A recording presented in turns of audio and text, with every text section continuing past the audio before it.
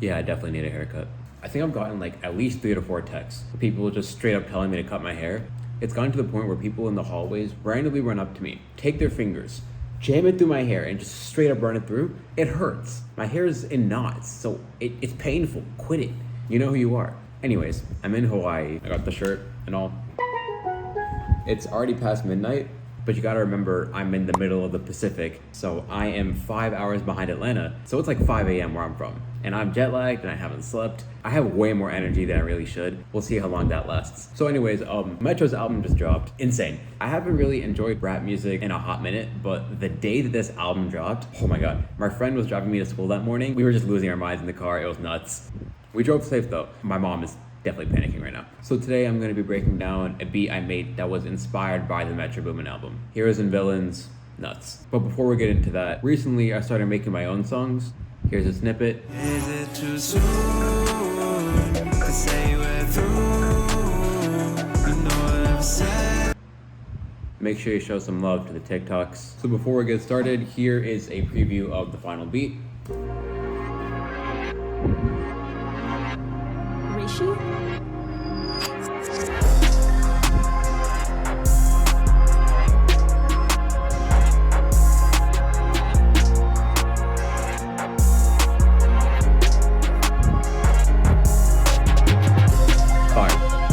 So obviously the main melody is reversed, but this is what it sounds like normally. We're gonna go over it in a piano though. So really all I did was make an F minor chord and just arpeggiate those notes like this. It's really just this one bar, repeated over and over again. Now obviously you'll see I changed the root notes throughout the entire thing, but the bulk of it, this part stays exactly the same all 8 bars. You keep that same arpeggio the entire time, but you change the root notes and you also change these little embellishments. So it might sound complex, or maybe it doesn't, shut up. But really it's an F minor chord the entire time, but we're changing the note at the very bottom of it, so it sounds like it's changing. Throw that in a synth, an analog lab, put some reverb, some delay, you get this.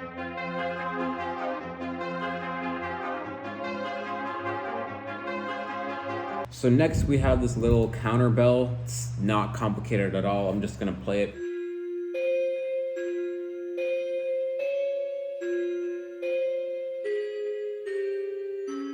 The most important part is that we sort of crawl up and down. You'll see we start here, we move up, then we move kind of down, we move back up to where we started.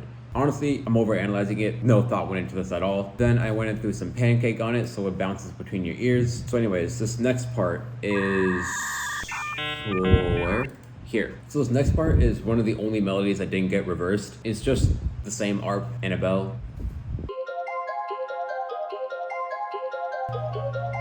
Something I noticed through a lot of the Metro beats, layering it with a bunch of different nonsense is what makes it sound cool. Obviously there's some exceptions, like some of the songs have just insane instrumentation and crazy samples. So next we have this little pad thing. Surprise, same thing as the other stuff, except this time it's just pitched up to heaven.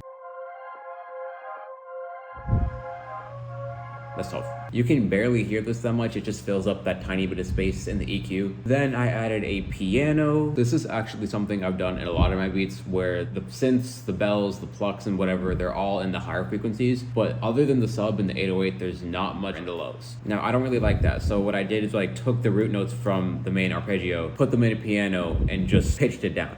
You'll see these are the same as the notes from here, except the only difference is I added the 5th. That's the 5th note in the scale from whatever root note it was, which is also like the top note of a triad chord. Not important, don't worry about it. So of course, in addition to the piano, we need an actual bass. I pulled up Analog Lab, found a sub bass, and just played out the root notes. Sounded kind of dead though, so I added some distortion. This EQ does nothing. So here are all of the melodic components we have before we reversed them.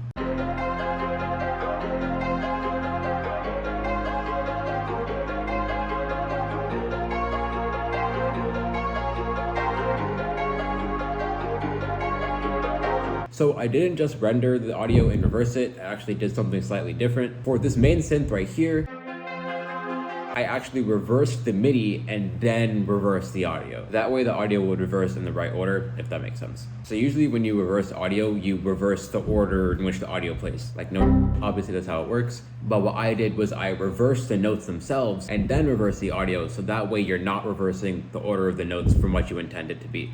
That was a lot of words, it's not that deep. So here's what it sounds like when you reverse the notes.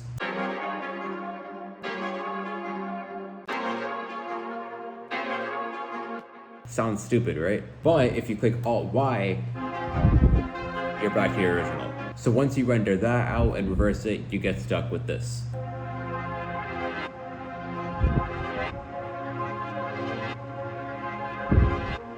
So that's the process that I did for all of the melodies that I reversed. So now when I arranged the beat, I actually did some funny business with the melodies. There's no way I just said that. So for the hook, the first part of the beat, the first 8 bars, we have the bell, the synth, the piano, and the pad. The bell is actually pitched up an octave. For the second 8 bars, I played that primary melody up an octave. For the first half, it's this.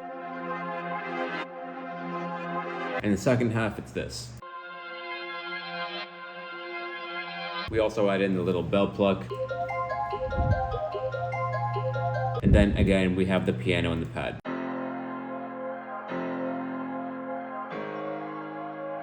So this verse is actually pretty bass heavy. So for the second half of the verse, you remember the little bell pluck? Yeah, that thing comes back in, except now it's halftime, so it sounds like this. We also bring back the reversed bell, but it's in its original octave, so low.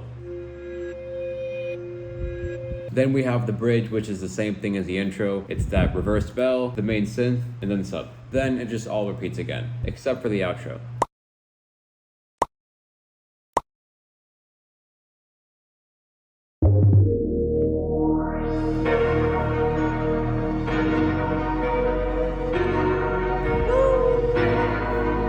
So this Metro album had some pretty insane outros and transitions. I think we almost got in an accident in that transition between Metro Spider and the interlude. Honestly, that would be a great way to go out. Like, I'm completely fine with that. That was a complete joke. Mom, calm down. So those outros were insane. This was kind of like the bare minimum. So now onto the drums. We got some snares.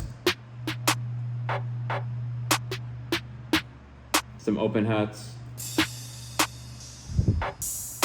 Some sound effects. Love that part. That's the same cell phone thing you hear in Dior and Diva. That's so hard, oh my god. Then some hi-hats. Then the 808.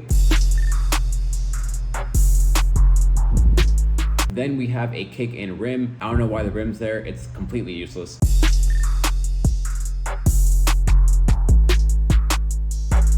Something you'll notice is that throughout the beat, I actually changed the 808. So in the hook, we have this sort of distorted spins 808. You'll notice there's quite a bit of high end. It actually hisses a little bit. I literally boosted the highs right here. And then for the verse, we actually switch it to a Beethoven 808. So both of them have the same exact pattern. It's just a different sound. The spins is longer, it's distorted, it has more high end.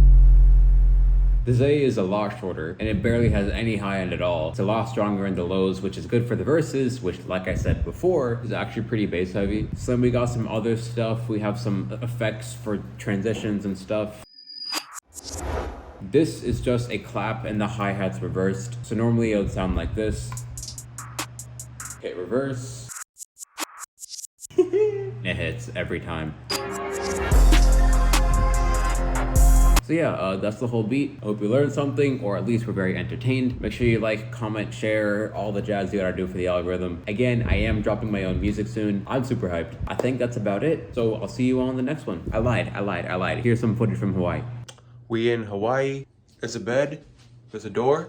There's another door. There's a bathroom. There's a balcony. Let's try to walk out there. There's trees. There's another house. There's more houses. There's more trees. There's tiles. Boom. I guess now we know if music never works out, I can be a real estate agent.